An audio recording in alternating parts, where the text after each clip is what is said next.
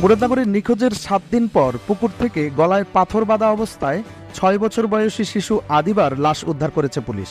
বৃহস্পতিবার বিকেলে উপজেলার বাঙ্গুরাবাজার থানাধীন সীমানারপাড় গ্রাম থেকে শিশুটির লাশ উদ্ধার করা হয়। নিহত শিশু আদিবা জাহান মিম সীমানারপাড় গ্রামের আবু হানিফের মেয়ে। পরিবারের সদস্যরা জানান, গত 24 অক্টোবর শুক্রবার বিকেলে শিশুটি বাড়ির পাশেই খেলাধুলা করছিল। হঠাৎ সন্ধ্যার পর থেকে শিশুটিকে আর খুঁজে পাওয়া যাচ্ছিল না।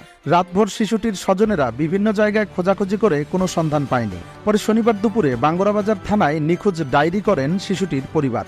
এদিকে নিখোঁজের 7 দিন পর বৃহস্পতিবার দুপুরে স্থানীয় বাসিন্দা হানিফ মিয়া পুকুর পাড়ে বাঁশ কাটতে গিয়ে একটি শিশুর মরদেহ দেখতে পায়। এ সময় পরিবারের সদস্যরা এসে শিশুটির পরনে থাকা কাপড় দেখে লাশ শনাক্ত করেন। বিষয়টি পুলিশকে জানানো হলে বাঙ্গুরাবাজার থানার ওসি মাহফুজুর রহমান ঘটনাস্থলে উপস্থিত থেকে লাশটি উদ্ধার করেন। পরে ময়নাতদন্তের জন্য লাশটি কুমিল্লা মেডিকেল কলেজ হাসপাতালের মর্গে পাঠানো হয়েছে। আমরা ধারণা, আমরা যখন ব্যাপক প্রচারণা করতেছি এবং থানা সহ সবাই করতেছি, আমার মনে হইতেছে যে 1-2 দিন পরে এটা মাইরা এটা পুকুরে অ্যাঙ্গেলটা ফালাই দিছে।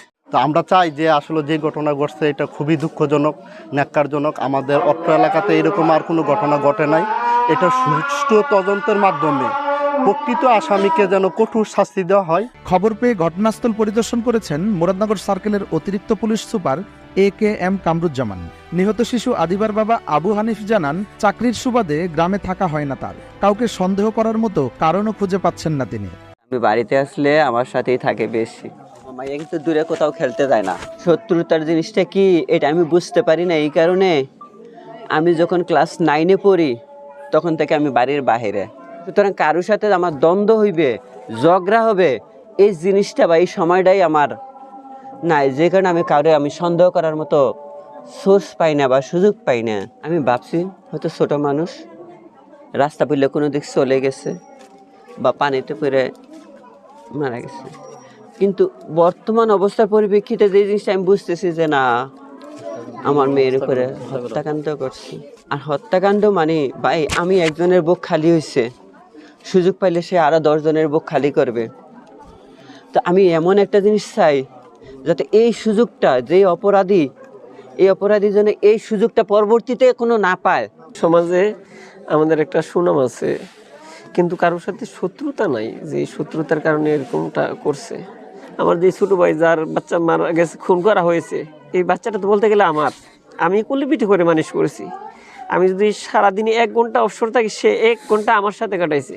আমার বুকের উপর উঠেছিল, আমার কোলে বসে থাকতো, আমাকে ছাড়া তারা চলতো না। তবে স্থানীয়রা ধারণা করছেন শিশুটিকে ধর্ষণের পর হত্যা করা হয়েছে। পরে ঘটনাটি ধামাচাপা দিতে শিশুটির গলায় রশি পেঁচিয়ে সেই রশিটি একটি বড় পাথরের সাথে বেঁধে পুকুরে ফেলে দেওয়া হয়েছে। আজকে দুপুর 12টার দিকে আমার কাছে সংবাদ আসে যে মেয়েটির লাশ পার্শ্ববর্তী পুকুরে পাড়ে পড়ে আছে। তাৎক্ষণিক ঘটনাস্থলে আমরা আসি এবং এসে দেখি যে বাচ্চার লাশ পচে গলে গেছে এবং তার গলায় একটি রশি আছে এবং একটি পিলারের সাথে তার রশিটা বেঁধে লাশটা পুকুরে পড়ে ফেলে রাখা হয়েছে। তো ধারণা করা হচ্ছে প্রাথমিকভাবে যে এটি একটি হত্যাকাণ্ড।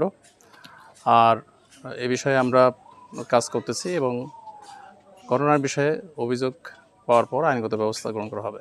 মৃত্যুর সঠিক সময়টা আসলে ময়নাতদন্তের পরে বলা যাবে যে সঠিক সময় কবে।